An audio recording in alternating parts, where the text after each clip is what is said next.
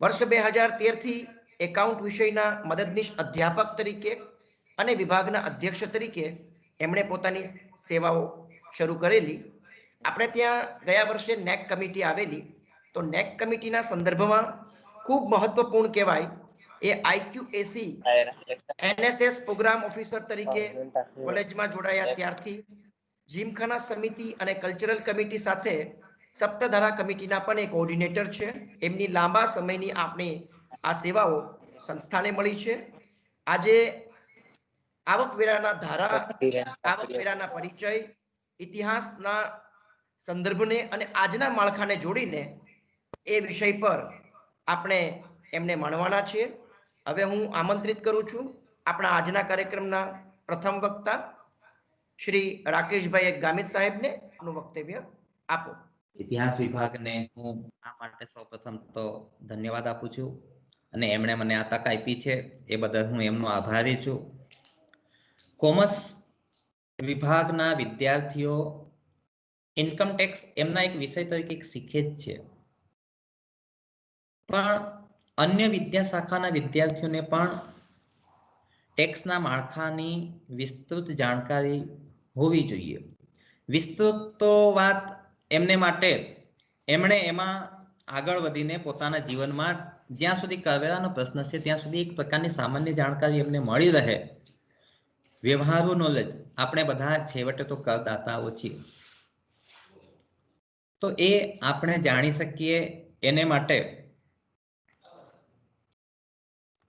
આજના આ faculty exchange પ્રોગ્રામનું આયોજન ઇતિહાસ વિભાગ ઉપરથી કરવામાં આવેલ છે. આજના વક્તવ્યનો મુખ્ય ઉદ્દેશ ટેક્સ વિશેની સામાન્ય જાણકારી અન્ય વિદ્યા શાખાના વિદ્યાર્થીઓ સુધી પણ પહોંચાડવાનો છે, સામાન્ય નાગરિક સુધી પહોંચાડવાનો છે. આવકવેરો કે કરવેરો એ જુદા જુદા સ્વરૂપે આપણે એને જાણીએ છીએ. સરકાર દ્વારા આવક, વસ્તુઓ, સેવાઓ, પ્રવૃત્તિઓ કે વ્યવહારો ઉપર ફરજિયાતપણે જે ચાર્જ લાગુ કરવામાં આવે છે તેને કર કહેવાય. કર ઘણી જાતના હોય છે, તેમાં આવકવેરો એ એક એનો પાર્ટ છે. ખૂબ જૂના સમયથી મનુસ્મૃતિ અને કૌટિલ્યના અર્થશાસ્ત્રમાં પણ આ ટેક્સનો ઉલ્લેખ છે. ટૂંકમાં એ આજની સ્થિતિ નથી.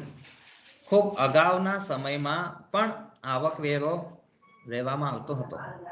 આપણે જાણીએ છીએ કે આપણા દેશમાં અગાઉના સમયમાં રાજાશાહી યુગ હતો, તો તેમાં પણ કોઈક ને કોઈક રીતે ટેક્સ વસૂલ કરવામાં આવતો હતો. મહેસૂલ આપ સૌ જાણો છો, તમારા ઘરના વડીલો અથવા તમારા મમ્મી પપ્પા મહેસૂલ ભરતા હોય એવી સ્થિતિ તમે ક્યારેક ને ક્યારેક જોઈ હશે. લગાન પિક્ચર આપણે બધું જોયું છે, ત્યાં લગાન શબ્દ વારંવાર આવતો હતો. એ એક જાતનો ટેક્સ જ છે. તો એનાથી આપણે પરિચિત છીએ. ખૂબ પ્રાચીન કાળમાં પણ આવકવેરા ને વસૂલ કરવામાં આવતો જ હતો, પણ એનું કઈ સંગઠિત સ્વરૂપ ન હતું. એક રાજા જુદા સ્વરૂપે એને વસૂલ કરે તો બાજુના જ બીજા પ્રદેશના રાજાઓ એને વધુ કે ઓછો લઈ શકે એવી સ્થિતિ હતી. ઘણા વર્ષો સુધી બ્રિટિશ શાસન આપણા દેશમાં હતું. ત્યારથી એની શરૂઆત થઈ હતી. 1857માં આપણે જાણીએ છીએ કે સ્વતંત્રતા ચળવળ થઈ. આપણા જ દેશમાં એ ચળવળને ડામી દેવા માટે અંગ્રેજ સરકારે, બ્રિટિશ સરકારે ખૂબ નાણાકીય આર્થિક વ્યય સહન કર્યો. આર્થિક મુશ્કેલી પણ વધી. તો બ્રિટિશ શાસન એવું માનવા લાગ્યું કે આ મુશ્કેલીનું કારણ તો અહીંના નાગરિકો જ છે. આપણે આ ખર્ચ પોતે શું કામ ઉઠાવીએ, તો દેશના જ લોકો પાસેથી આને આપણે વસૂલ કરીએ. તો આ જે આવકવેરો છે તેના બીજ 1857ની સ્વતંત્રતા ચળવળમાંથી જ રોપાઈ ગયા હતા. અને આની તક જોઈને 1860માં જેમ્સ વિલિયમ્સ નામના ગવર્નરે આવકવેરા ધારાને ભારતમાં રજૂ કર્યું. એ સમયમાં એમણે 5 વર્ષ સુધીમાં 30 લાખ રૂપિયા જેટલા આવકવેરામાંથી ભારતમાંથી કમાણી કરી અને ત્યારથી એમને એવું લાગ્યું કે આવકવેરો કાયમી સ્વરૂપમાં ભારતમાં લાગુ કરવો જોઈએ અને એનામાંથી નિયમિત આવક મેળવવી જોઈએ. ધીમે ધીમે સમયના વહેણ સાથે એના સ્વરૂપો બદલાતા ગયા, એનું માળખું બદલાતું ગયું, એનું વિસ્તૃતીકરણ થતું ગયું અને નવા સ્વરૂપે નવા સુધારા સાથે એને લાગુ કરવામાં આવ્યા. 1886માં ગવર્નર જનરલ લોર્ડ ડફરિને એને એક આવકવેરાના નવા સ્વરૂપે પાછો રજૂ કર્યો. ટૂંકમાં એના એ જ કાયદાઓને ફરીને આપણા દેશમાં રજૂ કરવામાં આવતા જ રહ્યા. 1919માં આપણે જાણીએ છીએ તે પ્રમાણે આવકવેરાને ગવર્મેન્ટ ઓફ ઇન્ડિયા એક્ટ તરીકે સ્વીકારવામાં આવ્યો અને આવકવેરા એ કેન્દ્ર સરકારના વિષય તરીકે જોવામાં આવ્યો અને એ એક ખૂબ મોટો સુધારો હતો. હમણાં પણ આવકવેરો આ સમયમાં પણ કેન્દ્ર સરકારનો જ વિષય છે. 1922માં ઇન્કમ ટેક્સ એક્ટ પસાર કરવામાં આવ્યો. 1924માં સેન્ટ્રલ બોર્ડ ઓફ રેવન્યુની સ્થાપના કરવામાં આવી, જેની એવી સત્તા સોંપવામાં આવી કે એમણે બધા જ નીતિ નિયમો ઘડવા જોઈએ અને તેને દેશમાં લાગુ કરવા જોઈએ. 1957માં ડાયરેક્ટ ટેક્સ ઓફ સ્ટાફ કોલેજની સ્થાપના કરવામાં આવી, જે આગળ જતા નેશનલ એકેડેમી ઓફ ડાયરેક્ટ ટેક્સના સ્વરૂપે વિકાસ પામી છે. એનો ઉદ્ભવ થયો છે, એનું અસ્તિત્વ હમણાં પણ જોવા મળે છે.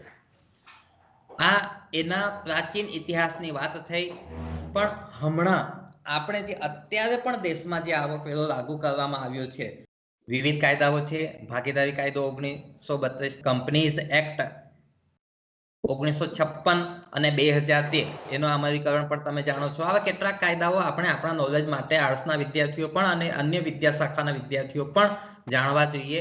1964માં ફરી પાછા સુધારા કરવામાં આવ્યા. Central board of direct taxes હવે ટેક્સની મુશ્કેલીઓ દૂર કરવા માટે 1972માં પાન કાર્ડ આપ સૌ જાણો છો અને કેટલાક વિદ્યાર્થીઓએ પાન કાર્ડ પણ મેળવ્યા છે. પરમેનન્ટ એકાઉન્ટ નંબર તરીકે આપણે ઓળખીએ છીએ. જે પણ કરદાતા છે, કાયદામાં આવકવેરાના કાયદામાં કરદાતાને એસએસસી તરીકે ઓળખવામાં આવે છે.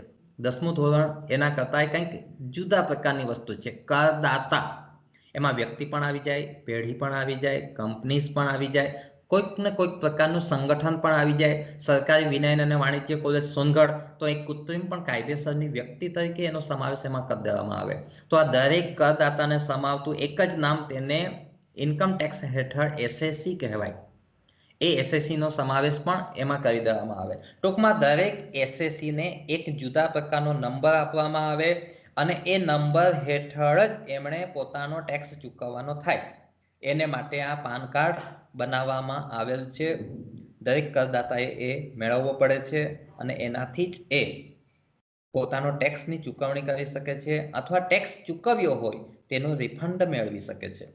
હવે આ મુખ્ય કાયદાની વાત થઈ, પણ એક વર્ષ માટે જુદા પ્રકારનો કાયદો રજૂ કરવામાં આવે છે. આપણા ફાઇનાન્સ મિનિસ્ટર જે હોય તે દર વર્ષે એક ફાઇનાન્સ એક્ટ રજૂ કરે છે અને એ એક વર્ષ સુધી આપણા દેશમાં અમલમાં રહે છે. અત્યારે 2020નો ફાઇનાન્સ એક્ટમાં આપણે કામ કરી રહ્યા છીએ અને એ સંદર્ભે આપણે આપણો ટેક્સ ચૂકવી રહ્યા છીએ. તો આ દર વર્ષે રજૂ કરવામાં આવે છે. કરવેરા કેટલા પ્રકારના છે આપણે બધાને તો શીખીશું નહીં, પણ પ્રત્યક્ષ કરવેરા ડાયરેક્ટ ટેક્સ જેને આપણે ઓળખીએ છીએ, બીજું છે પરોક્ષ કરવેરા ઇનડાયરેક્ટ ટેક્સ. પ્રત્યક્ષ કરવેરા એમાં આવકવેરો, સંપત્તિ વેરો, બક્ષિસ વેરો આવા પ્રકારના કરવેરા એ પ્રત્યક્ષ કરવેરા છે. એનો અર્થ આપણે એવો કરવાનો છે કે જે વ્યક્તિ ઉપર એને આવ્યા હોય એ જ વ્યક્તિ એને ભોગવે, એનું ભારણ પણ એ જ સહન કરે.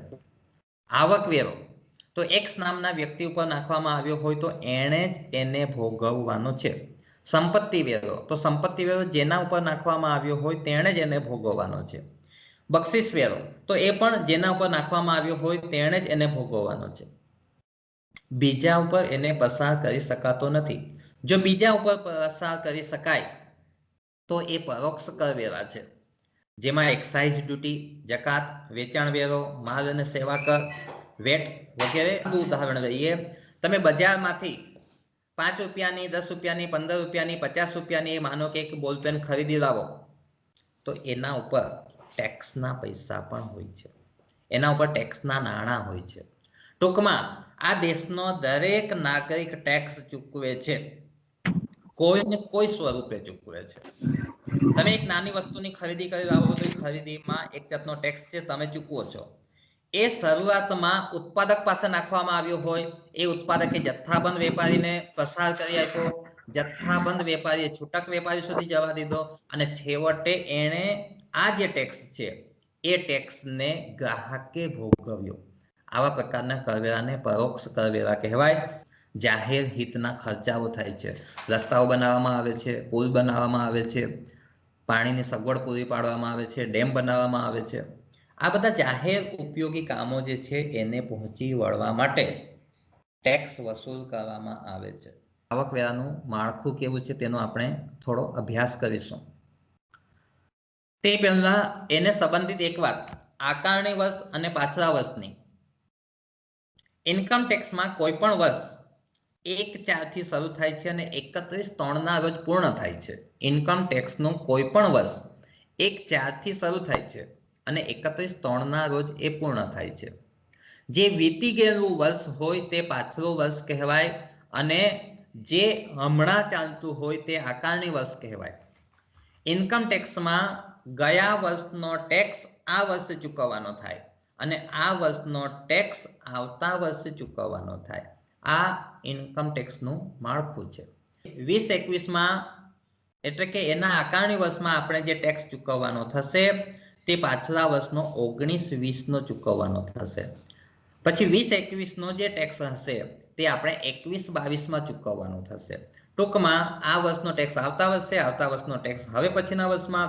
જોકે એનામાંથી કેટલોક ટેક્સ આપણે જે તે વર્ષમાં ચૂક્યા હોઈએ છીએ, જેને ટીડીએસ તરીકે ઓળખવામાં આવે છે. થોડો ટેક્સ આપણે અગાઉથી જ ચૂકવી દીધો હોય છે અને પછી એનું રિટર્ન ભરીને જો વધારાનો ટેક્સ હોય તો ઇન્કમ ટેક્સ વાળા આપણને પાછો આપી દે છે. જો ચૂકવવો પડે તો આપણે એને ફરી પાછા ચૂકવીશું.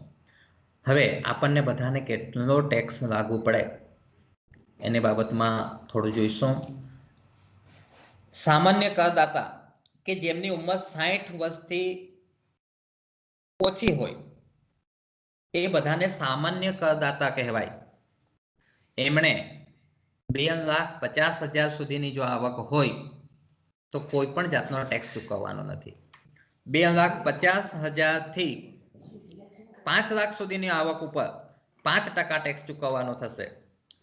5 લાખથી 10 લાખની આવક ઉપર 20% ટેક્સ ચૂકવવાનો થશે અને 10 લાખથી વધારાની આવક હોય તો 30% ટેક્સ ચૂકવવાનો થશે.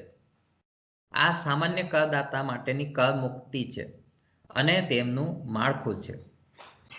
વરિષ્ઠ નાગરિક કે જેની ઉંમર 60 વર્ષથી 80 વર્ષમાં છે તેમણે 3 લાખ રૂપિયાની આવક સુધી કોઈ ટેક્સ ચૂકવવાનો નથી. 3 લાખથી 5 લાખ સુધી હોય તો 5%, 5 લાખથી 10 લાખની આવક હોય તો 20%, 10 લાખથી વધારે આવક હોય તો 30%. હજુ પણ જેમની ઉંમર 80 વર્ષ કરતા પણ વધુ હોય, વિશિષ્ટ વરિષ્ઠ નાગરિક તરીકે આપણે જેને ઓળખીએ છીએ, એમને 5 લાખ સુધી કોઈ ટેક્સ ચૂકવવાનો નથી. 5 લાખથી જો એમની આવક વધતી હોય તો એમણે 20% ટેક્સ ચૂકવવો પડશે 10 લાખ સુધીની આવક ઉપર અને 10 લાખથી વધારાની આવક થતી હોય તો 30% ટેક્સ ચૂકવવો પડશે. ધનિક વ્યક્તિઓ જેની આવક ખૂબ છે એ લોકો વધુ ટેક્સ ચૂકવે એવા ધોરણ હેઠળ સરચાર્જને પણ દાખલ કરવામાં આવ્યો છે. જેની આવક ઓછી હોય તો તે ઓછો ટેક્સ ચૂકવે, જેની આવક વધારે હોય તો તેણે વધારે ટેક્સ ચૂકવવો પડે. ટેક્સ ઉપર પણ જે વધારાનો ટેક્સ ચૂકવવામાં આવે છે તેને સરચાર્જ તરીકે આપણે ઓળખીએ. 50 લાખ સુધી જેની આવક હોય તેણે ટેક્સ ઉપર ટેક્સ ચૂકવવાનો નથી, એમણે શૂન્ય. અને 50 લાખથી 1 કરોડની આવક હોય તો 10%, 1 કરોડથી 2 કરોડની આવક હોય તો 15%, 2 કરોડથી 5 કરોડની આવક હોય તો 25%, 25 કરોડથી પણ વધુ હોય તો 30%. આ સિવાય પણ બીજો ટેક્સ છે આરોગ્ય અને શિક્ષણ ઉપકર. એક સ્લેબ પદ્ધતિ કહેવાય. 11 લાખના ટુકડા પડી જશે અને જુદા જુદા ટુકડાનો ટેક્સ ગણવામાં આવશે અને પછી તેનું ટોટલ કરવામાં આવશે. તો 11 લાખને વેચી નાખવામાં આવશે. પ્રથમ એના 2,50,000 સુધી, એટલે 2,50,000 નીકળી ગયા 11 લાખમાંથી, તેના ઉપર કોઈ ટેક્સ નહીં, 0 ટેક્સ. 2,50,000 થી 5 લાખ રૂપિયા ઉપર, એટલે 2,50,000 થી 5 લાખ ગણવાના, તેના 5%, 12,500 નો ટેક્સ ચૂકવવાનો થશે. 5 લાખથી 10 લાખ રૂપિયા, તો 5 થી 10 સુધી ગણવાના, 5 લાખ રૂપિયાના 20%, 1 લાખ રૂપિયા.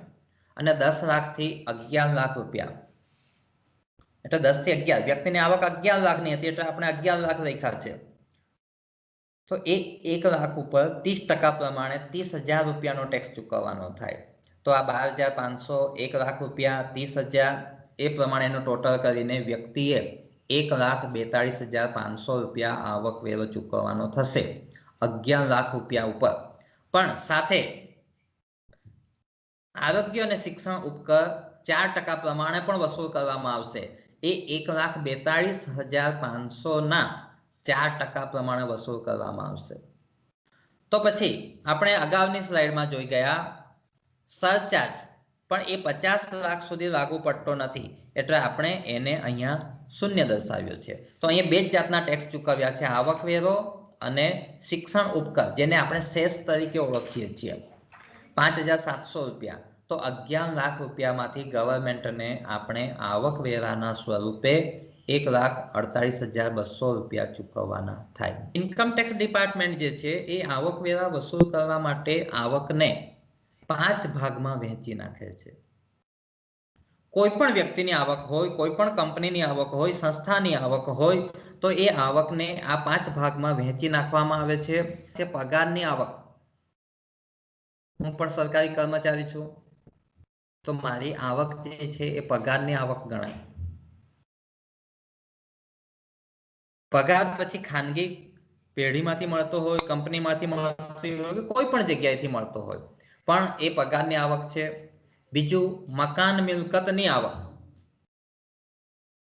મારી પાસે એક કરતા વધુ મકાનો હોય અને એ મકાનો જો મેં ભાડે આપ્યા હોય તો એ ભાડામાંથી જે મને આવક મળે છે એ મારી આવકનું બીજું સાધન ગણાય, મકાન મિલકતની આવક. ત્રીજું સાધન છે ધંધા વ્યવસાયની આવક. ધંધો, કોઈ પણ દુકાન હોય તો એ મારો ધંધો છે. ધંધો ને વ્યવસાય વચ્ચે થોડો સામાન્ય ફરક છે. તમારા નોલેજ માટે, ધંધો કરવા માટે કોઈ વિશિષ્ટ પ્રકારની લાયકાતની જરૂર નથી, પણ જે વ્યવસાય કરવા માટે વિશિષ્ટ લાયકાત જોઈતી હોય, માનો કે હિસાબો ચકાસણીનું કામ કરવું છે, તો એને માટે ચાર્ટર્ડ એકાઉન્ટન્ટની ડિગ્રી હોવી જોઈએ. તો એ ધંધો નથી, પણ એ વ્યવસાય છે.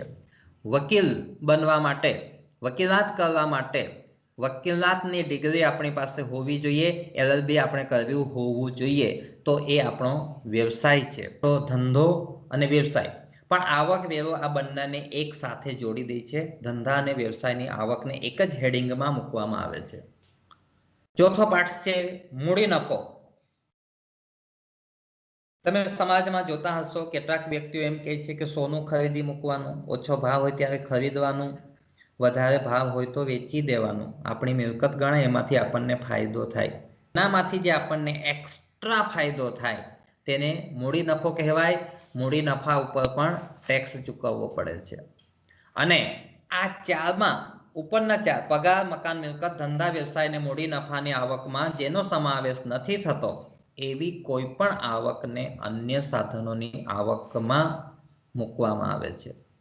તમે બેંકમાં નાણાંનું રોકાણ કર્યું હોય તો તેના ઉપર તમને વ્યાજ મળે, તો એ વ્યાજની આવક અન્ય સાધનની આવક ગણાય. ટિકિટ ખરીદી હોય તેના ઉપર તમને ઇનામ મળે, તો એ ઇનામની આવક અન્ય સાધનની આવક ગણાય. ઇન્કમ ટેક્સમાં ગ્રોસ આવક કહેવાય. તેનામાંથી ટેક્સ જો કોઈકે ઓછો ચૂકવવો પડે એને માટે પ્લાનિંગ કરવું હોય તેને કરવેરા આયોજન કહેવાય. જુદી જુદી કલમો હેઠળ જુદા જુદા સ્વરૂપે આનામાંથી વ્યક્તિને મુક્તિ આપવામાં આવે છે. જો વ્યક્તિએ કરવેરાનું આયોજન કર્યું હોય તો આ ટેક્સમાંથી મુક્તિ એમને મળી શકે છે. એ આયોજન કર્યું હોય તો તેટલી રકમ કાઢી નાખવામાં આવે અને પછી ઓછો ટેક્સ ચૂકવવો પડે. LIC માં જો તમે પ્રીમિયમ ભરતા હોય તો તેટલા પ્રીમિયમ તમારું કુલ આવકમાંથી કાપી આપવામાં આવશે. પોસ્ટ ઓફિસમાં કેટલાક રોકાણો એવા છે કે તેમાં તમે જો ઇન્વેસ્ટમેન્ટ કર્યું હોય તો તે પણ કાપી આપવામાં આવશે. બેંકમાં નાણાં મૂકવામાં આવે તો એ ઇન્વેસ્ટમેન્ટ નથી, એ બાદ મળતું નથી. એ તમારા નોલેજ માટે ખૂબ મહત્વની વાત છે કે તમે જો બેંકમાં પૈસા રાખી મૂકો છો તો આવકવેરાના હેતુથી એ ઇન્વેસ્ટમેન્ટ નથી. એ તમને આવકવેરાની મુક્તિ માટે કરવેરા આયોજન માટે કોઈ પણ રીતે કામ આવતું નથી. એનામાંથી જે વ્યાજ મળે છે તેના ઉપર પણ તમારે આવકવેરો ચૂકવવો પડશે. આકસ્મિક આવક તરીકે આપણે ઓળખીએ છીએ. આપણે કોઈ પ્રયત્ન ન કરતા હોઈએ, આપણને અચાનક મળી જાય, આપણો એ ધંધો પણ ન હોય છતાં આપણને અચાનક મળી જાય, કોઈ જગ્યાએની ટિકિટ ખરીદી રાખી હોય, કોઈ જગ્યાએ આપણે ઇનામ જીત્યા હોઈએ, આવું આપણે કામ કર્યું હોય તો એ આપણી અન્ય સાધનોની આવકમાં જાય અને તેમાં પણ એ આવક આકસ્મિક આવક છે. આકસ્મિક આવક ઉપર સીધો 30% ટેક્સ વસૂલ કરવામાં આવે છે. KBC માંથી 1 કરોડ રૂપિયા જીતીને આવે એને ખરેખર 1 કરોડ રૂપિયા મળી જ જાય? આપ સૌનો પણ એ પ્રશ્ન હશે, તમે પણ ઘણી વખત જોયું હશે. 1 કરોડ અમિતાભ બચ્ચન બોલતો હોય છે અને પછી 1 કરોડનો ચેક પણ લખી આપે છે. એનું સેટલમેન્ટ ફરી પાછું કરવામાં આવે છે અને જે ચોખ્ખી રકમ આપવી જોઈએ એ જેને આપવામાં આવે છે. તો પછી તમે પણ જાણી શકો ક્યારેક એને માટે આ એક ઉદાહરણ આપ્યું છે. આ વર્ષના કોઈક આંકડા હોય તેનો સંદર્ભ બીજા વર્ષે ન લઈ શકાય. બીજા વર્ષે ફાઇનાન્સ એક્ટમાં જે રજૂ કરવામાં આવ્યો હોય તે જ આંકડાઓનો ઉપયોગ થઈ શકે. તો આનો સંદર્ભ આપણે બીજી જગ્યાએ લઈશું નહીં. પણ તમારા નોલેજ માટે છે. 1 કરોડના 30% પ્રમાણે 30 લાખ રૂપિયા તો સીધો ટેક્સ. 50 લાખ કરતા વધારે રકમ છે જીત્યા છે એટલે 30 લાખના 10% પ્રમાણે ટેક્સનો ટેક્સ એને ચૂકવવો પડશે, જેને સરચાર્જ કહેવાય. એ 3 લાખ રૂપિયા થઈ જશે. એટલે ટોટલ ટેક્સ એનો 33 લાખ રૂપિયા થયો અને તેના ઉપર ફરી પાછો આરોગ્ય અને શિક્ષણ ઉપકર 33 લાખના 4% પ્રમાણે 1,32,000 રૂપિયા ચૂકવવો પડશે. 34,32,000 રૂપિયા તો ટેક્સ સ્વરૂપે ચૂકવવા પડે છે. ગુડ્સ એન્ડ સર્વિસ ટેક્સ, જેને GST તરીકે તમે ઓળખો છો. GST લાગુ પડે ને એટલે વસ્તુઓ મોંઘી થઈ જાય એવી એક માન્યતા આપણા સમાજમાં પ્રચલિત છે. પણ GST એ વધારાનો ટેક્સ નથી. હમણાં સુધી કોઈક ને કોઈક સ્વરૂપે કોઈક ને કોઈક જાતનો ટેક્સ લેવામાં આવતો જ હતો. તેનું એ સંયુક્ત સ્વરૂપ છે. એને કારણે જ વસ્તુ મોંઘી થઈ ગઈ છે એવું નથી. એ જુદા જુદા સ્વરૂપે હતો. આબકારી જકાત, કસ્ટમ ડ્યુટી, સર્વિસ ટેક્સ જેવા કેન્દ્ર સરકારના વિવિધ પ્રકારના 8 જેટલા ટેક્સ કાઢી નાખ્યા.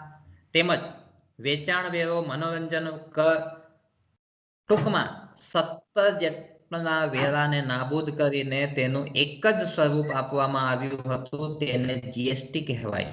હવે રાજ્ય સરકારને પણ જુદો ટેક્સ ચૂકવીએ, કેન્દ્ર સરકારને પણ જુદો ટેક્સ ચૂકવીએ, આવા પ્રકારના ધોરણો હતા તે હવે નીકળી ગયા અને વસ્તુ ઉપર એક જ વખત ટેક્સ ચૂકવવાનો, તેમાં થોડો ભાગ રાજ્ય સરકારનો હોય, થોડો ભાગ કેન્દ્ર સરકારનો હોય. ટૂંકમાં બંને સરકારને એનામાંથી ટેક્સ મળી જશે. કર મુક્ત આવકો કહેવાય. આપણે કોઈ કંપનીના શેર ખરીદ્યા હોય તો તેના ઉપર આપણને ડિવિડન્ડ મળે. ડિવિડન્ડને હાલના સમયમાં કરમુક્ત ગણવામાં આવે છે. બીજું, આ વિસ્તારમાં ખેતી એ મુખ્ય વ્યવસાય છે. ખેતી એ રાજ્ય સરકારનો વિષય છે. ખેતીની આવક ઉપર કોઈ પણ જાતનો ટેક્સ ચૂકવવો પડતો નથી, પણ એ ખરેખર ખેતીની જ આવક હોવી જોઈએ. ખેતીની આવક મેળવી લીધા પછી પ્રોસેસિંગ કરીને જે આવક મેળવવામાં આવે તેના ઉપર તો ટેક્સ વસૂલ કરવામાં આવે છે. કપાસ ખેતરમાંથી કાઢી લઈને ત્યાં એને વેચી દઈએ એ ખેડૂત સુધીની આવક છે, પણ એ કપાસમાંથી હવે દોરા બનાવવા, દોરામાંથી કાપડ બનાવવું, કાપડમાંથી કપડાં બનાવવા અને કપડાને વેચવા એવા જુદા જુદા પાર્ટ્સ પડે, એ બધા ઉપર ટેક્સ લાગુ પડે. તો ખેતીની આવક સુધી કર મુક્તિ છે, એના પછીનો જે પાર્ટ શરૂ થાય એને પ્રોસેસિંગના વ્યવસાય ગણાય, એ બધા ઉપર આપણે ટેક્સ ચૂકવવો પડે છે. હિરેનભાઈએ મને તક આપી એ બદલ એમનો હું આભારી છું અને આ સાથે જ હું મારા વક્તવ્યને અહીંયા પૂર્ણ જાહેર કરું છું. ધન્યવાદ. એ વાણિજ્ય સંચાલન અને બેન્કિંગ વિષય શીખવે છે. છેલ્લા 2 વર્ષથી એક્ઝામ સુપરિન્ટેન્ડન્ટ તરીકે STSC સેલ કોઓર્ડિનેટર તરીકે ફરજ બજાવે છે. આપણને ભારતીય બેન્કિંગના ઇતિહાસની એ સફર કરાવવાના છે. નમસ્કાર મિત્રો, આજે આપણે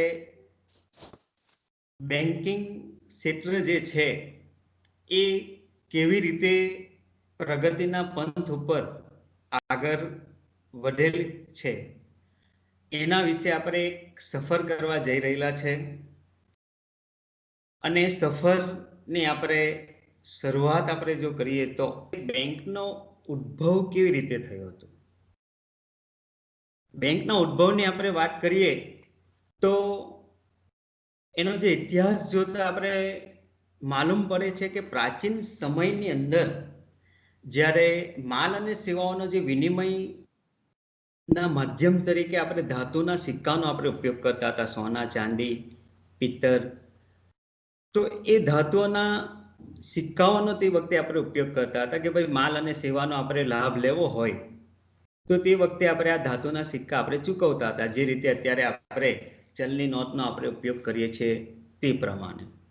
હવે આ જ્યારે ધાતુના કિંમતી જે સિક્કાઓ હતા એનો આપણે પોતાની પાસે રાખવું એ જોખમકારક સાબિત થતું હતું તે વખતે. તો આ સંજોગોમાં આ જે સિક્કાઓ જે છે એ સિક્કાઓને તે વખતના જે પ્રતિષ્ઠિત વ્યક્તિઓ હતા, શ્રીમંત વેપારીઓ હતા, કસ્ટોડિયન હતા, એમને ત્યાં થાપણ સ્વરૂપે મૂકવામાં આવતા હતા. આ થાપણ સ્વરૂપે જે મૂકવામાં આવતા હતા એના લીધે એક તો કે ભાઈ ચોરી, લૂંટફાટ કે એવા જે બનાવો બનતા હતા એનાથી આપણે સુરક્ષિત રહેતા હતા. બીજી વાત કે ભાઈ જરૂર પડે ત્યારે આ કેવી રીતે પરત મેળવવા, એ પ્રશ્ન ઉદ્ભવતો હતો કેટલાક વ્યક્તિઓને. તો આનો વિકલ્પ તરીકે આપણે એક રસીદ બનાવવામાં આવતી હતી કે જેથી કરીને સરળતાથી આપલે થઈ શકે. યુરોપના મધ્યયુગના સમયથી આપણે આધુનિક બેન્કિંગનો આરંભ થયેલો છે એમ સૂચવે છે. તો આ રીતે બેંક શબ્દ જે છે એ અસ્તિત્વમાં આવેલો આપણે જોઈ શકીએ છીએ. સૌ પ્રથમ જોઇન્ટ સ્ટોક બેંક તરીકે બેંક ઓફ હિન્દુસ્તાનની 1770ની અંદર કલકત્તાની અંદર આપણે સ્થાપના કરવામાં આવી હતી. આ જે સ્થાપના જે છે એ યુરોપિયન સંચાલન અને વહીવટ હેઠળ કરવામાં આવેલી હતી.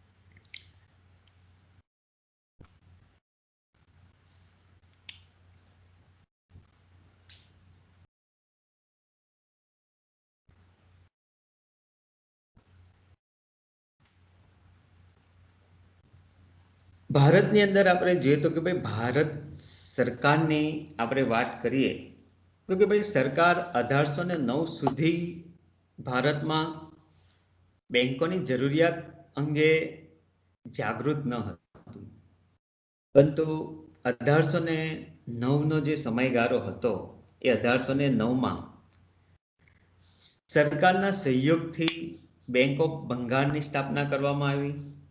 ત્યાર પછી 1840ની અંદર સરકારના સહયોગથી જ આપણે બેંક ઓફ બોમ્બેની સ્થાપના કરવામાં આવી અને 1843માં બેંક ઓફ મદ્રાસની આપણે સ્થાપના કરવામાં આવી હતી. આ જે ત્રણેય બેંકો જે છે એ બેંકોને આપણે પ્રેસિડેન્સી બેંકો તરીકે આપણે ઓળખવામાં આવી, સરકારી પ્રેસિડેન્સી બેંકો તરીકે. અને એમને સરકાર દ્વારા નોટો બહાર પાડવા અંગેની એમને સત્તા આપવામાં આવી હતી. આમ આ જે ત્રણ બેંકો જે હતી એમને નોટો બહાર પાડી હતી અને અર્ધ મધ્યસ્થ બેંક તરીકે, જે રીતે મધ્યસ્થ બેંક અત્યારે આપણે રિઝર્વ બેંક ઓફ ઇન્ડિયા છે તે રીતે એમને અર્ધ મધ્યસ્થ બેંક તરીકે ઓળખવામાં આવી હતી. આગળ આપણે વાત કરીએ તો ત્યાર પછીનો જે બેન્કિંગની આપણે સફર જોઈએ તો ત્યાર પછી ભારતની અંદર આપણે અલ્હાબાદ બેંક જે છે એ 1865માં સ્થાપના કરવામાં આવેલી હતી. 1895ની અંદર લાહોરની અંદર 12મી એપ્રિલના રોજ પંજાબ નેશનલ બેંકની આપણે સ્થાપના કરવામાં આવેલી હતી, જે હાલમાં પણ આપણે જોઈ શકીએ છીએ કે ભારતની મોટામાં મોટી બેંક છે. અને આ 19મી સદીની જે શરૂઆત જે છે એ શરૂઆતના સમયમાં ભારતની અંદર બેંકોની સંખ્યામાં ખાસો એવો વધારો થયેલો આપણે જોઈ શકીએ છીએ. 1906 થી 1913નો જે સમયગાળો હતો એ સમયગાળા દરમિયાન હાલના સંજોગોમાં જે ભારતની જે અગ્રણીય બેંકો જે છે એની સ્થાપના થયેલી આપણે જોઈ શકીએ છીએ. કેનેરા બેંક 1906માં સ્થાપાયેલી હતી. ઇન્ડિયન બેંક 1907ની અંદર આપણે સ્થપાયેલી હતી. બેંક ઓફ બરોડા 1909માં એની સ્થાપના થયેલી હતી. આમ 1906 થી 1913નો જે સમયગાળો હતો એ સમયગાળા દરમિયાન હાલમાં પણ જે અસ્તિત્વમાં ધરાવતી જે છે જાહેર ક્ષેત્રની બેંકો, એ બેંકોની સ્થાપના થયેલી આપણે જોઈ શકીએ છીએ. ત્યાર પછી આપણે જોઈએ તો આ જે વેપારી બેંકો જે છે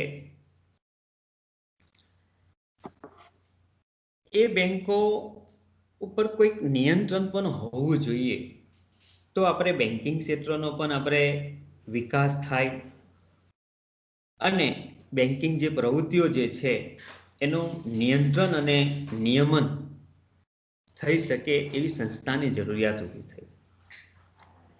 એને અનુલક્ષીને imperial bank of India act 1920માં પસાર કરવામાં આવ્યો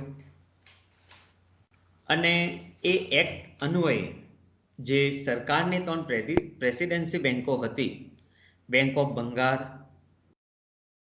બેંક ઓફ બોમ્બે અને બેંક ઓફ મદ્રાસ, એ ત્રણેય બેંકનું જોડાણ કરવામાં આવ્યું અને એનું જોડાણ કરીને 27મી જાન્યુઆરી 1921ના રોજથી the imperial bank of India તરીકે એમને કાર્યની શરૂઆત કરી. આજે ઇમ્પિરિયલ બેંક ઓફ ઇન્ડિયા જે હતી એ એક ખાનગી ક્ષેત્રની બેંક તરીકે આપણે એમને આ મધ્યસ્થ બેંક તરીકે એમને જવાબદારી સોંપવામાં આવી. એટલે સ્વાભાવિકપણે આ જે બેંક હતી એ નફાના ઉદ્દેશને થોડું વધારે ધ્યાનમાં આપતી હતી અને બેંક ઉપર જે નિયંત્રણ રાખવાનું જે કાર્ય થવું જોઈએ તેટલે અંશે એ નિયંત્રણ જોવા મળતું ન હતું. એટલે માંગણી એવી થઈ કે ભાઈ આપણે એક મધ્યસ્થ બેંક હોવી જોઈએ જે બધી બેંકો ઉપર આપણે નિયંત્રણ રાખે. આના અનુસંધાનમાં વિવિધ કમિટીઓની પણ રચના કરવામાં આવી અને એમના વિચારોને પણ આપણે ધ્યાનમાં લેવામાં આવ્યા. 1926ની અંદર હિલ્ટન યંગ કમિશને તેના અહેવાલમાં જણાવ્યું હતું કે દેશની ચલન અને શાખ પદ્ધતિનો બે સત્તાઓ ભારત સરકાર અને ઇમ્પિરિયલ બેંક વચ્ચેનું વિભાજન અનુચિત છે અને અયોગ્ય છે. એને લીધે દેશની નાણાકીય વ્યવસ્થા નબળી પડે છે. આથી પ્રસ્તુત કમિશને મધ્યસ્થ બેંકની સ્થાપના માટેની ધારદાર રજૂઆત કરેલી હતી. એ અનુસાર જાન્યુઆરી 1927માં એ અંગેનો ધારાકીય ખરડો રજૂ કરવામાં આવ્યો કે ભાઈ મધ્યસ્થ બેંકની આપણે સ્થાપના થાય.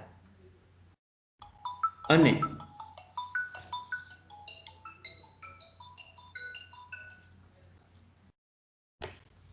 અને 1931માં આપણે બેન્કિંગ સગવડોનો વિકાસ થાય અને નિયમન થાય એ હેતુથી મધ્યસ્થ બેંકની આપણે સ્થાપના કરવાનો આપણે વિચાર કરવામાં આવ્યો.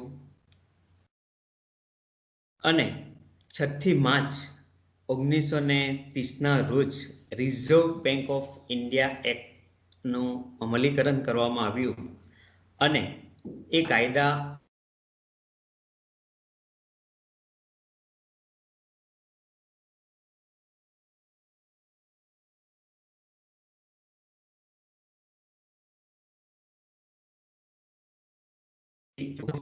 બેંક ઓફ એક જ મિનિટ મિત્રો, 1 એપ્રિલ 1935 થી રિઝર્વ બેંક ઓફ ઇન્ડિયાએ કામગીરીની શરૂઆત કરી, જે ભારતની હાલમાં પણ આપણે મધ્યસ્થ બેંક તરીકે આપણે જોઈ શકીએ છીએ. આ રિઝર્વ બેંક જે છે એ ભારતની અંદર જે વ્યાપારી બેંકો છે, સહકારી બેંકો જે છે, એ બધી જ બેંકોનો નિયંત્રણ અંગેનું કાર્ય કરે છે. સમયાંતરે માર્ગદર્શિકાઓ બહાર પાડે છે, વિવિધ પ્રકારના દરો નક્કી કરે છે અને એ પ્રકારે અન્ય બેંકોએ આ બેંકના નીતિ નિયમો અને માર્ગદર્શિકા પ્રમાણે કાર્ય કરતા આપણે જોઈ શકીએ છીએ. આ બેંક જે હતી એ પણ આપણે ખાનગી બેંક તરીકે આપણે હતી, તો એ સંજોગોમાં આ બેંકોનું રાષ્ટ્રીયકરણ કરવાની માંગ ઉદ્ભવી અને એને ધ્યાનમાં રાખીને 1 જાન્યુઆરી 1949 થી આ રિઝર્વ બેંક જે છે એ રિઝર્વ બેંકનું રાષ્ટ્રીયકરણ કરવામાં આવ્યું અને સંપૂર્ણપણે ભારત સરકારની બેંક તરીકે ઓળખવામાં આવી. સાથે સાથે બેન્કિંગ ક્ષેત્ર પર નિયંત્રણ રાખવા માટે 1949માં બેન્કિંગ કંપની અધિનિયમન પસાર કરવામાં આવ્યો.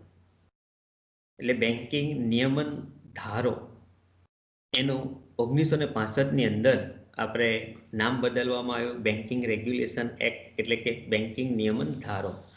એ ધારાને ભલે 1965માં નામ બદલવામાં આવ્યું, પરંતુ 1949ના બેન્કિંગ નિયમન ધારા તરીકે જ આપણે એને ઓળખવામાં આવે છે. ત્યાર પછી આપણે જોઈએ તો કે ભાઈ જે ઇમ્પિરિયલ બેંક હતી એ ઇમ્પિરિયલ બેંક પણ ખાનગી બેંક હતી. જે રીતે રિઝર્વ બેંકનું આપણે રાષ્ટ્રીયકરણ કરવામાં આવ્યું તે રીતે આ ઇમ્પિરિયલ બેંકનું પણ રાષ્ટ્રીયકરણ કરવામાં આવ્યું 1 જુલાઈ 1955ના રોજ. અને એને આપણે the state bank of India તરીકે ઓળખવામાં આવી. અને હાલના સંજોગોમાં પણ આપણે જોઈ શકીએ છીએ એક મોટામાં મોટી બેંક છે, પરંતુ ભારતની અંદર નાનામાં નાના વ્યક્તિઓને એ સેવા પૂરી પાડતી આપણે બેંક તરીકે આપણે જોઈ શકીએ છીએ. અને ભારતની અંદર અન્ય જે બેંકો જે છે એ બેંકોને પણ એક માર્ગદર્શક તરીકે, એક નેતૃત્વ તરીકે આપણે સ્ટેટ બેંક પોતાની ફરજ અદા કરતી આપણે જોઈ શકીએ છીએ. ત્યાર પછી આપણે આઝાદી જે મળી, પરંતુ બેન્કિંગ ક્ષેત્રનો જેટલે અંશે આપણે વિકાસ થવો જોઈએ તેટલે અંશે વિકાસ થયેલો ન હતો. બીજું કે જે બેંકો હતી એ ખાનગી ક્ષેત્રના હાથમાં હતી. હવે ખાનગી ક્ષેત્રના હાથમાં હોય તો સ્વાભાવિકપણે આપણે જોઈ શકીએ કે એ લોકો ફક્ત પોતાના વિકાસ તરફ જ આપણે ધ્યાનમાં રાખે કે ભાઈ કેવી રીતે પોતાને પ્રોફિટ નફો પ્રાપ્ત થાય એ લક્ષ્ય હોય. તો એ સંજોગોમાં બેન્કિંગ ક્ષેત્રનો જે વિકાસ થયેલો હતો એ ફક્ત શહેરી વિસ્તારની અંદર જ આપણે બેન્કિંગ ક્ષેત્રનો વિકાસ થયેલો આપણે જોઈ શકીએ છીએ. ગ્રામીણ ક્ષેત્રની અંદર જેટલે અંશે બેન્કિંગ ક્ષેત્રનો વિકાસ થવો જોઈતો હતો તેટલો વિકાસ થયેલો ન હતો. અને આ પરિબળોને ધ્યાનમાં રાખીને તે વખતના જે વડાપ્રધાન હતા શ્રીમતી ઇન્દિરાબેન ગાંધી, એમને નિર્ણય કર્યો જે અર્થતંત્રની અંદર ખૂબ જ મહત્વનો ફેરફાર તરીકે આપણે જોઈ શકીએ છીએ. એક અર્થતંત્રની અંદર ઉથલ પાથલ થઈ ગયું એમ કહીએ તો પણ આપણે ખોટું નહીં. અને 1969ની અંદર 19મી જુલાઈના રોજ જે 50 કરોડ કરતા વધારે થાપણો ધરાવતી હોય તેવી 14 ખાનગી મોટી બેંકોનું રાષ્ટ્રીયકરણ કરવામાં આવ્યું.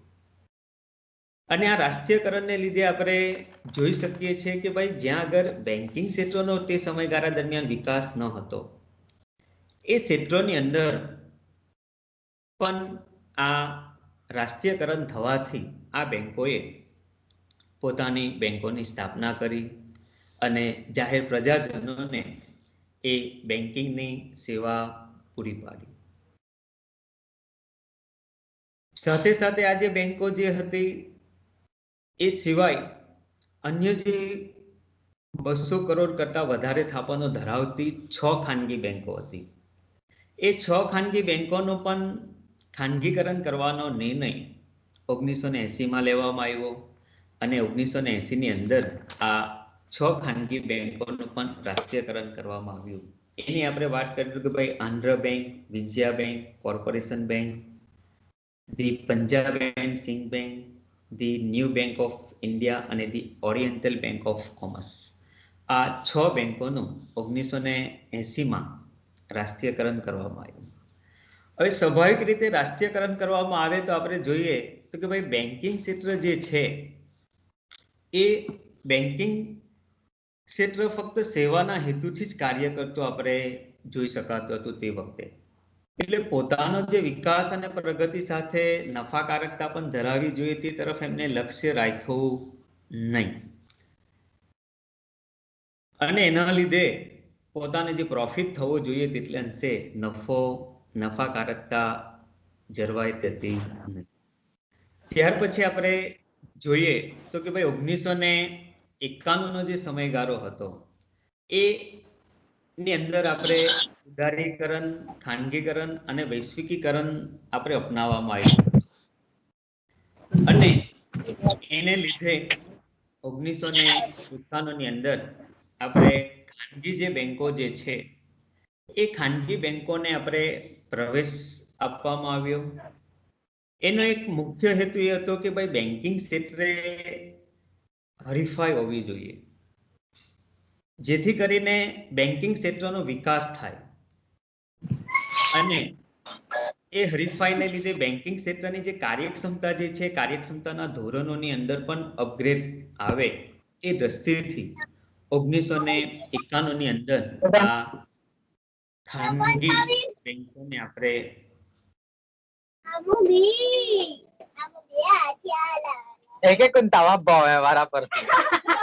ગણેશભાઈ નાયક, તમારો ઓડિયો બંધ કરો.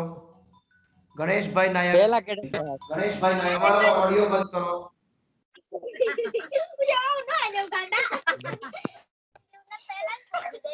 ગણેશભાઈ નાયક,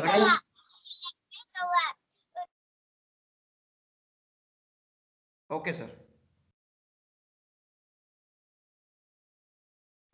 તો આ 1991 પછી આપણે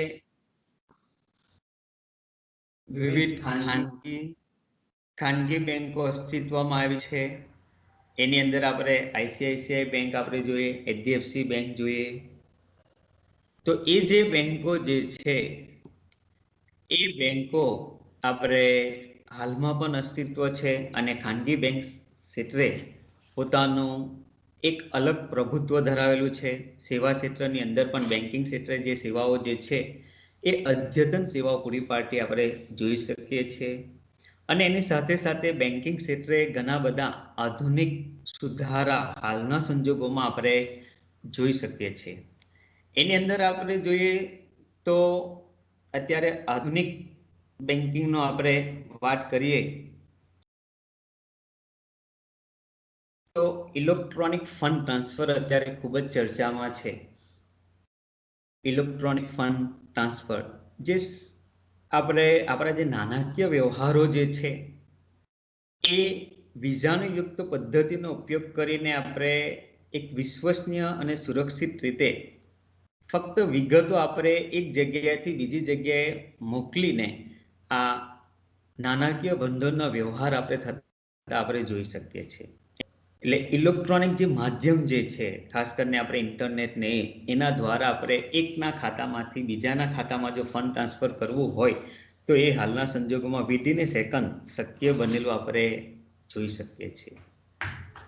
કે ભાઈ અહીંયાથી આપણે વિદેશમાં પણ ફંડ ટ્રાન્સફર કરવું છે તો એ સરળતાથી આપણે કરી શકાય છે. વિદેશમાં, અન્ય રાજ્યોની અંદર, શહેરોની અંદર તો એ શક્ય બનેલું છે આ ઇલેક્ટ્રોનિક ફંડ ટ્રાન્સફર સિસ્ટમના લીધે. એનાથી આપણે જોઈએ તો કે ભાઈ હેરફેર સરળતાથી થઈ શકે છે, ઓછામાં ઓછા ખર્ચે આપણે થઈ શકે છે, સાથે સાથે સુરક્ષા પણ આપણે એટલી આપણે જોવા મળે છે. નુકસાની કે દગાની શક્યતા પણ આપણે નહીવત જોવા મળે છે અને ઇકો ફ્રેન્ડલી પદ્ધતિ છે, પેપર વર્ક કરવામાંથી આપણે મુક્તિ મળે છે. આ ઇલેક્ટ્રોનિક ફંડ ટ્રાન્સફરના પણ આપણે વિવિધ પ્રકારો છે. એની અંદર આપણે વાત કરીએ તો કે ભાઈ real time gross settlement, RTGS, કદાચ તમે આ શબ્દ સાંભળેલો હશે. તો એ real time gross settlement system જે છે, તમારે 2 લાખ કે તેથી વધુ રકમની જો ફંડ ટ્રાન્સફર કરવું હોય તો આ આરટીજીએસ જે છે એનો તમે ઉપયોગ કરી શકો છો. 2 લાખ કરતાં તમારે ઓછી રકમનો તમારે ફંડ ટ્રાન્સફર કરવું છે તો એની અંદર તમે એનઈએફટી નો તમે ઉપયોગ કરી શકો છો, નેશનલ ઇલેક્ટ્રોનિક ફંડ ટ્રાન્સફર, એનો ઉપયોગ તમે કરી શકો છો. બીજું ઇમિડિયેટ પેમેન્ટ સર્વિસ નો પણ તમે ઉપયોગ કરી શકો. વિધિન એ સેકન્ડ તમે આપણે ફંડ ટ્રાન્સફર કરી શકાય છે. સામાન્ય જનતા માટેના કેટલાક ટર્મિનલો પણ આપણે અત્યારે જોઈએ તો કે ભાઈ ટાઈની બેંક તરીકે આપણે વિવિધ બેંકોએ શરૂઆત કરેલી છે, એમાંથી પણ તમે ફંડ ટ્રાન્સફર કરી શકો છો. જુદી જુદી સંસ્થાઓના કોમ્પ્યુટર અને બેંક કોમ્પ્યુટર વચ્ચે પણ નાણાકીય વ્યવહાર આપણે શક્ય અત્યારે જોઈ શકીએ છીએ.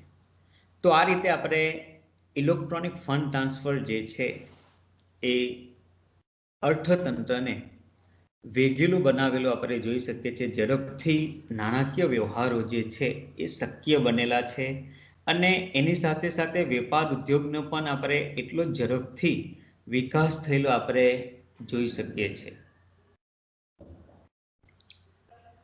બીજી આપણે વાત કરીએ તો જે તમારા માટે ઉપયોગી આપણે કહી શકીએ તો આઈએફસી કોડ વિશે થોડી તમને સમજ આપી દઉં, જે તમે ઉપયોગ કરો છો, લખો છો. તો કે ભાઈ આઈએફસી કોડ જે છે એનું પૂરું નામ ઇન્ડિયન ફાઇનાન્શિયલ સિસ્ટમ કોડ છે. આ આલ્ફાબેટિક અને ન્યુમેરિક કોડ, આલ્ફાબેટિક અને ન્યુમેરિક કેટલાક વર્ડ્સનો એની અંદર ઉપયોગ થતો જોવા મળે છે. અને ખાસ કરીને તમારે જ્યારે આરટીજીએસ કે એનઈએફટીની પ્રક્રિયામાં સામેલ થવું હોય તો ત્યારે તમારે બેંક શાખાની ઓળખ આપવા માટે આઈએફસી કોડનો ઉપયોગ કરવો પડે છે. આ જે આઈએફસી કોડ જે છે એ 11 આંકડાનો હોય છે. એની અંદર પ્રથમ 4 અંક જે છે એ બેંકનું નામ હોય. અહીંયા આગળ આપણે જોઈએ તો BARB જે છે એ 4 અંક જે છે એ બેંક ઓફ બરોડા તરીકે આપણે ઓળખીએ. 5મો અંક જે છે 0 છે, એને ભવિષ્યની અંદર ઉપયોગ કરવા માટે આપણે રાખવામાં આવેલો છે કે ભાઈ ભવિષ્યમાં આ કોડનો આપણે ઉપયોગ કરી શકાય તે હેતુથી એડવાન્સમાં એની તૈયારી કરેલી છે. ત્યાર પછી છેલ્લા જે 6 અંકો જે છે એ બેંક શાખાનો કોડ દર્શાવે છે કે ભાઈ બેંક ક્યાં આવેલી છે એ દર્શાવે છે. તો આ રીતે આપણે જોઈએ તો કે ભાઈ આઈએફસી કોડ જે છે એ ટોટલ 11 અંકોનો છે. મિત્રો, તમે મને આ જે તક આપી છે તે બદલ તમારો આભાર. હજુ પણ આપણે જોઈએ તો ઘણું બધું બેન્કિંગ ક્ષેત્ર જે છે આ તો ઇતિહાસના પરિપ્રેક્ષ્યની અંદર જ આપણે વાત કરી છે. વિરલભાઈ સાહેબ, ખૂબ ખૂબ આભાર સાહેબ. હું સૌથી પ્રથમ આમંત્રિત કરીશ એસવાય બીકોમના વિદ્યાર્થીની હર્ષનાબેન માળી આજના કાર્યક્રમના સંદર્ભે પોતાનો પ્રતિભાવ ટૂંકમાં આપશે. હર્ષનાબેન. અને આજનો સમય એવો છે કે માત્ર એક સબ્જેક્ટને સમજવો એ યોગ્ય ન ગણાય. આવનારા સમયમાં જે પરિસ્થિતિ ઉદ્ભવવાની છે અને વર્તમાન સમયમાં પણ આપણે જોઈ શકીએ છીએ કે એક વિષયથી કામ ન થાય. કોઈ પણ પરીક્ષા હોય તો તેમાં સમગ્ર લક્ષી વિષયોનો આપણે અભ્યાસ કરવો જરૂરી છે. માટે ફેકલ્ટી એક્સચેન્જના કાર્યક્રમ દ્વારા એક વિષયના વિદ્યાર્થીને અન્ય વિષય વિશે જાણકારી મળે છે. તેથી તેમનું પ્રાથમિક જ્ઞાન તો પ્રાપ્ત થાય જ છે, તેમજ તેમની બુદ્ધિ ક્ષમતાનો પણ તેમાં વિકાસ થાય છે. આ પ્રમાણે જે ફેકલ્ટી એક્સચેન્જનો કાર્યક્રમ ગોઠવવામાં આવ્યો છે તે અહીં ભાગ લેનાર દરેક વિદ્યાર્થીઓ માટે મહત્વનો અને એકદમ ઉપયોગી સાબિત થશે એવું હું માનું છું. Thank you very much. આપના પ્રતિભાવ આપવા બદલ આપનો આભાર. હવે હું વિનંતી કરીશ કલ્યાણીબેન પવાસેને, જે ઇતિહાસ વિભાગ તરફથી વિદ્યાર્થીઓને આજના કાર્યક્રમ સંદર્ભે પોતાનો પ્રતિભાવ આપશે. કલ્યાણીબેન પવાસે ડિપાર્ટમેન્ટ ઓફ હિસ્ટ્રી અને ડિપાર્ટમેન્ટ ઓફ કોમર્સના સંયુક્ત ઉપક્રમે આયોજિત ફેકલ્ટી એક્સચેન્જ પ્રોગ્રામના આપણને જે પણ માહિતી મળી છે ઘણી જ ઉપયોગી છે. આપણા પ્રથમ વક્તા શ્રી રાકેશભાઈ ગામિત સાહેબના વક્તવ્યમાંથી આપણને આવકવેરાની ટૂંકી, સચોટ અને ઉપયોગી માહિતી પ્રાપ્ત થઈ છે. જીએસટી માહિતી પ્રાપ્ત થઈ છે, જે બધા જ વિદ્યાર્થીઓ માટે ખૂબ જ ઉપયોગી અને એમના સામાન્ય જ્ઞાનમાં વધારો કરનારી હતી. બીજા વક્તા શ્રી વિરલભાઈ કેદારિયા સાહેબના વક્તવ્યમાંથી જે આપણને બેંકનો ઉદ્ભવ, ઇતિહાસ વિશે માહિતી મળી, આધુનિક બેંકિંગના વિકાસ માટેની જાણકારી મળી, ભારતીય બેંકની જે સફર વિશેની માહિતીઓ મળી, આ બધી જ માહિતી ઘણી જ ઉપયોગી છે. આવનારી સ્પર્ધાત્મક પરીક્ષાઓની જે તૈયારી કરી રહ્યા છે એ બધા જ વિદ્યાર્થીઓને આ માહિતી ઉપયોગી નીવડશે. અને અમને આ માહિતીઓ આપવા બદલ આપ સાહેબશ્રીઓનો ખૂબ ખૂબ આભાર છે. મને બોલવાની તક આપવા બદલ હું આપ સૌનો આભાર માનું છું. આભાર કલ્યાણીબેન, આભાર હર્ષનાબેન અને પ્રતિભાગી વિદ્યાર્થી મિત્રો સૌનો હૃદયપૂર્વક આભાર. આજના કાર્યક્રમના અંતિમ ચરણમાં સરકારી વિનયન અને વાણિજ્ય કોલેજ સોનગઢ પરિવાર, department of history, department of commerce, FY, SY, TY, BA અને બીકોમના તમામ વિદ્યાર્થી મિત્રો, આજના તજજ્ઞ વક્તા શ્રી રાકેશભાઈ ગામિત સાહેબ, શ્રી વિરલભાઈ કેદારિયા સાહેબ, ખૂબ ખૂબ આભાર સાહેબ.